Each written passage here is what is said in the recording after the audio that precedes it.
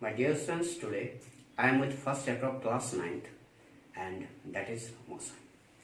So first of all we have to know what is motion. आपने practically observe किया होगा अगर किसी बॉडी की पोजीशन टाइम के साथ चेंज होती है या फिर वो बॉडी अपनी सराउंडिंग के साथ पोजीशन को चेंज करती है तो उस बॉडी को हम कहते हैं कि ये बॉडी मोशन में है। इसका ये मतलब हो गया है कि अगर कोई बॉडी मोशन में है तो उस बॉडी की पोजीशन का चेंज होना जरूरी है।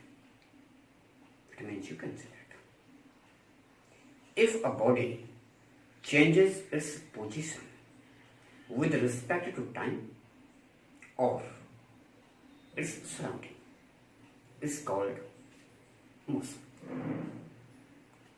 If any body is in motion, definitely it will travel some distance.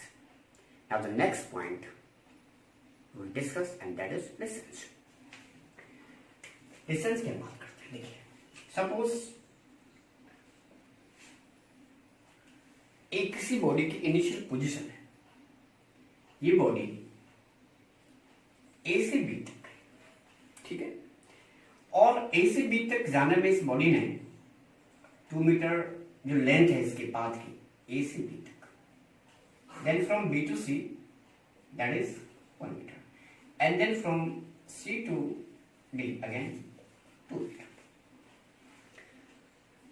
एक बॉडी की initial position A, then B, then C and then D. इस बॉडी का पाथ है, इस बॉडी ने पाथ फॉलो किया है। अभी जरूरी नहीं कि इस बॉडी का पाथ हमेशा स्ट्रेट हो, ये कर्व्ड भी हो सकता है। Like this A, this is B,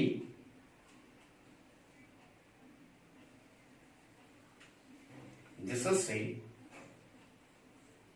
and this is D. Same condition, 2 meter, this is 1 meter and this is 2 meter.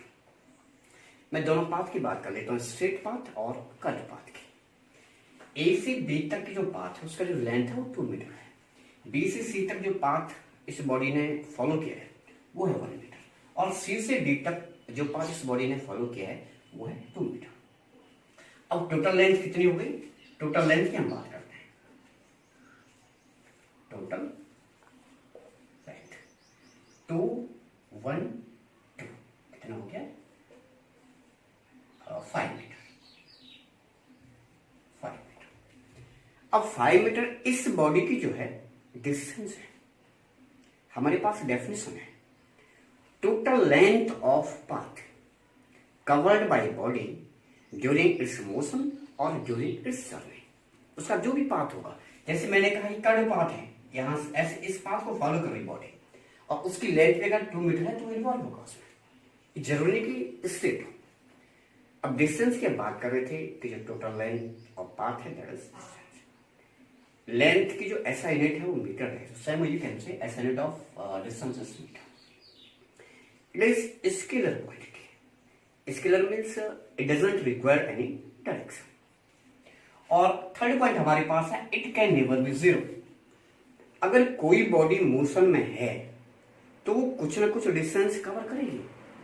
Motion में है तो डिस्टेंस कवर करेगी, इसका मतलब डिस्टेंस कभी भी जीरो नहीं हो सकता। अब नेक्स्ट पॉइंट हमारे पास आता है डिस्प्लेसमेंट। इसी से हम डिस्प्लेसमेंट को भी समझेंगे, A to B, B to C, C to D. Distance में टोटल पाथ की बात करेंगे, जो भी पाथ बॉडी ने फॉलो किया है। पर डिस्प्लेसमेंट में हम बॉडी की केवल इनिशियल पोजीशन, जैसे यहां पर है पॉइंट ए इनिशियल पोजीशन है, और फाइनल पोजीशन की बात करेंगे, फाइनल पोजीशन डी है। इन दोनों के बीच की जो शॉर्टेस्ट डिस्टेंस होगी, यानी कि यहां पर जो डिस्टेंस को मेजर करेंगे वो स्ट्रेट लाइन में या स्ट्रेट पाथ में मेजर करेंगे।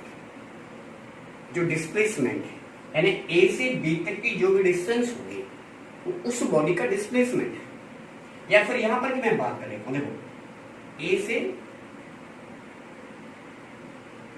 डी तक, ए से डी तक का जो भी इस बॉडी की शॉर्टेस्ट डिस्टेंस होगी वो उसका डिस्प्लेसमेंट है। और सपोज हम कंसीडर कर लेते हैं कि ये जो इन ए से डी तक की जो डिस्टेंस है, सपोज वो 6 मीटर है, 6 मीटर। तो इस बॉडी का जो डिस्प्लेसमेंट होगा वो 6 मीटर होगा। अब थोड़ा सा हम आगे बढ़ते हैं कि बॉडी ए से बी तक गई, बी से सी गई, सी से डी गई, फाइनली डी से ए पर आ गई। यानी कि बॉडी जिस पॉइंट से जर्नी शुरू की थी उसी पॉइंट पर वापस पहुंच गई है। तो अब उस बॉडी का डिस्प्लेसमेंट क्या होगा? देखो इनिशियल और फाइनल पोजीशन एक ही हो गया है। अब मैंने आपको बताया था कि दोनों के बीच का डिस्टेंस, अब इनिशियल और फाइनल एक ही हो गया। इसका मतलब अब दोनों के बीच का जो डिस्प्लेसमेंट होगा या दोनों के बीच का जो डिस्टेंस होगा इनिशियल और फाइनल, अगर बॉडी की दोनों पोजीशन एक ही है तो फिर वो क्या हो जाएगी? वो 0 हो जाएगी। So displacement can be defined as the shortest distance between initial position and final position of a body. ये भी एक लेंथ है, इसकी SI यूनिट भी क्या आपके पास मीटर। It required direction.